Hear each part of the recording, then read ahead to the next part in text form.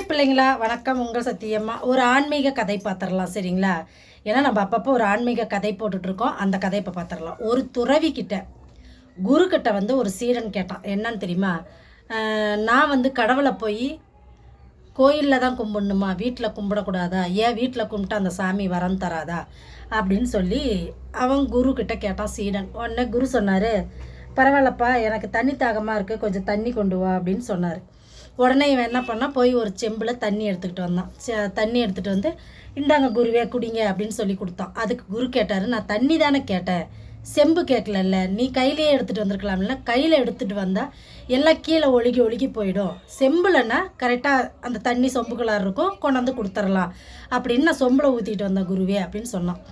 அதுக்கு அவர் சொன்னார், இது மாதிரி தான் இறை பக்தியும், சரியா? என்னன்னு கேட்டிங்கன்னா, கோயிலுக்கு போய் நம்ம பூஜை புனஸ்காரங்கள் சாமி கும்பிட்றதுங்கிறது வேறு. ஏன்னு கேட்டால் அது வந்து அந்த கோயிலுக்கு போனோம்னா நம்மளுடைய மன ஒருமைப்படும்.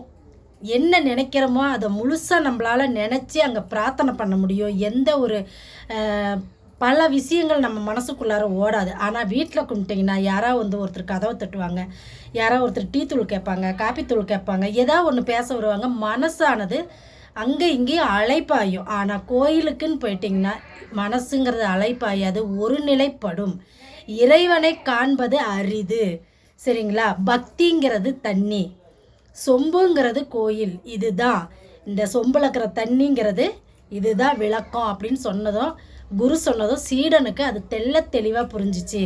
கோயிலுக்கு போய் கும்பிட்றதுல என்ன ஒரு அர்த்தம் இருக்குது, வீட்டில் கும்பிட்றதுல என்ன ஒரு வித்தியாசம் இருக்குதுன்னு அவனுக்கு புரிஞ்சதுனால குரு சொன்னதை கேட்டு தினமும் கோயிலுக்கு போக ஆரம்பித்தான், சரிங்களா? இறை பக்தி, இறை அருள் கிடைப்பதற்கான ஒரு அரிதான வாய்ப்பு அப்படின்னு கேட்டிங்கன்னா நம்ம கோயிலுக்கு போகிறது. கோயிலுக்கு போனோம்னா மனசு அப்படியே ஒரே மாதிரி இருக்கும், எந்த ஒரு மனசும் அலைப்பாயாது. யார் என்ன பண்ணிகிட்டு இருந்தாலும் நம்ம என்ன பிரார்த்தனைக்கு போகிறோமோ அதை முடிச்சுட்டு நம்ம வந்துக்கிட்டே இருக்கணும், சரிங்களா? ஓம் சக்தி அங்காள சக்தி, நல்லதை மட்டும் நினைப்போம், நல்லதே நடக்கும்.